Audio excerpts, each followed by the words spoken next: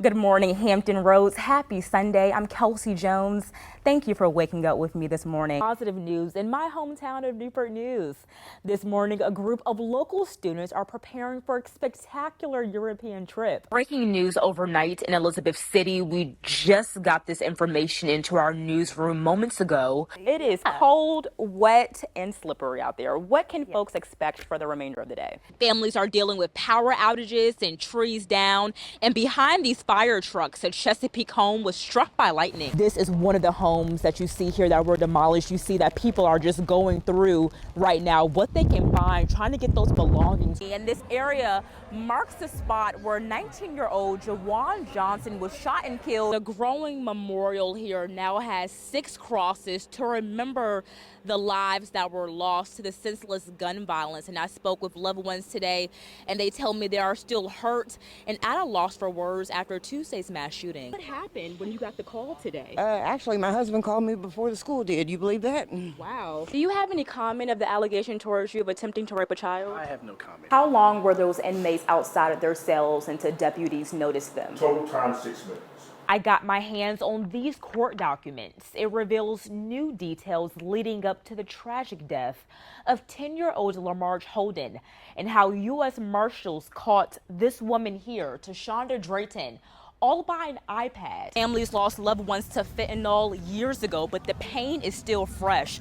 So that's one of the reasons why they're walking to raise awareness so no other family can be in their shoes. The ceiling in this room is now repaired after it collapsed on a 96-year-old bedridden woman in Norfolk. Not a bad assignment at all. I had a lot of fun with them, and they definitely put up with me and my little Just moves like us. out there. I'm here alongside my new friend, Mr. David Burton. And you know it's the holiday season when you see them out here ringing that bell. I know that I would have never done that if Tommy hadn't told me it was okay. It was those words Alyssa Etters heard at the age of 14. Tommy was like, I just really need you to make sure, like, we keep this between us. A Virginia Beach man forced her to keep that secret. Alyssa, who was just a child, didn't know she was being groomed online. She says inappropriate conversations led to blackmail.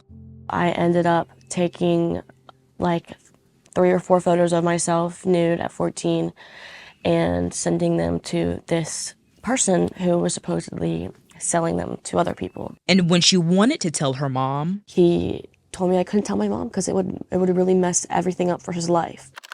It all happened on one of these, a device many kids keep at their fingertips.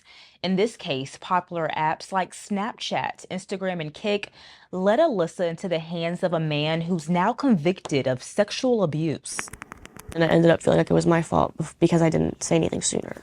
She says she didn't tell her mom any of this until she was 17 years old. I spoke with Alyssa's mom last year. She wanted to raise awareness about online dangers. Alyssa says she fell victim to someone she would have never suspected. Her own cousin's boyfriend, someone she considered part of the family. She says she even went to him for help, not knowing he was on the other side of the screen. I felt utterly disgusted, honestly. You just realize your older cousin has seen all of your naked pictures from when you're like a baby teenager. That's when I got my hands on court documents showing from at least 2020 through March of 2023, 24-year-old Thomas Cervantes used social media to manipulate victims. Documents reveal Cervantes posed as Thomas the Turtle to chat with children. Court records show Cervantes would offer money to a child to get them to take sexual videos of themselves.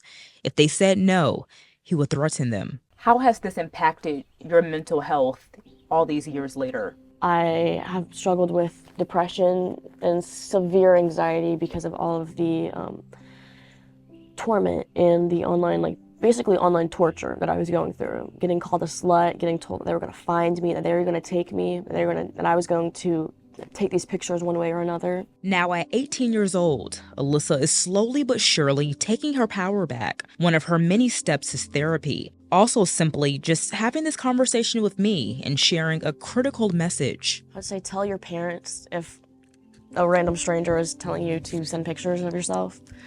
Tell your parents if you are getting too close with a family member that isn't a family member. It really goes a long way, just to listen to your gut and to listen to your mind and to listen to what your parents taught you, really. As much as it seems corny, like really listen to what your parents are telling you. Alyssa is not the only victim. After I spoke with her mother last year, some News 3 viewers reached out to me saying they fell victim to Cervantes. They were not ready to share their story with me on camera. Now, this man that you see behind me, Thomas Cervantes, was sentenced in April to 35 years in prison after pleading guilty to producing child sexual abuse material. It's rough because that's my daughter that's out here, don't know where she's at, and she has stage 4 breast cancer. I've kept in touch with Sharon. She says that hurt gets worse each day. The Brown family reported Cherie missing October 24th of last year. They believe their daughter was kidnapped and attacked by a man who allegedly tried to assault her just days before she was last seen. He knows more than what he's saying. I sat down with Police Chief Steve Drew and asked if that man is considered a person of interest and if an Ashanti alert is still in effect. But we do a deep dive into individuals. Where do they visit? Who do they hang out with? Who do they talk to? What are some of their characteristics? What are their lifestyles? Those type of things are important for us to get an idea of where she might be, who she might have last been seen with. When's the last time you all have held a search for Miss Brown? Probably a physical search would probably be about four weeks ago, about a month ago, I would say. Chief Drew would not share with me details about those search efforts. However, he did tell me investigators have expanded their search throughout the 7 cities. Do you believe that they should expand their search for Cherie outside of Hampton Roads? Yes, I do. An Ashanti alert was put out 41 days after she was reported missing to police. Right. In hindsight, do you believe that one should have went out sooner? I think in any case that you have, you can go back and, hey, what could have been done differently? Is there anything? I don't have a crystal ball to tell you that. I can tell you with the information we had at the time. At this point, Chief Drew tells me they are reaching out to the family every 2 weeks, whether they have an update or not. On top of that, Chief Drew says they have been getting tips about Cherie and hope the community continues to reach out to them. Please, if you know anything, heard anything, seen anything, I'm begging you, please, to reach out to us. Reach out to Newport News Police Department.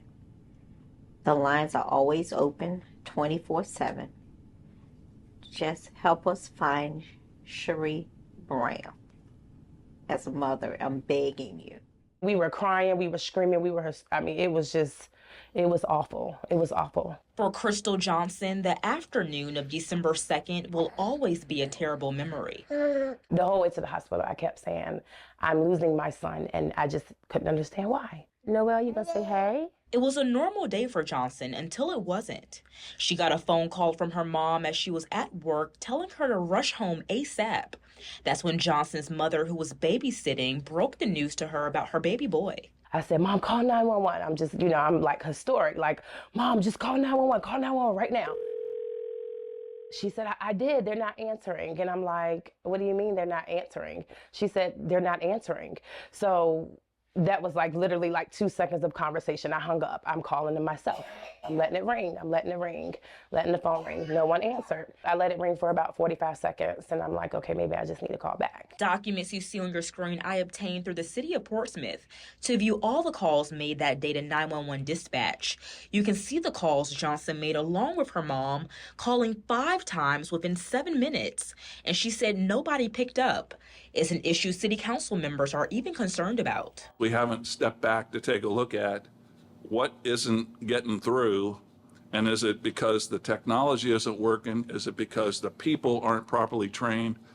We don't know what the answer is. Council members said a recent audit revealed the average dispatch response time is 20 minutes to contact police when taking an emergency call.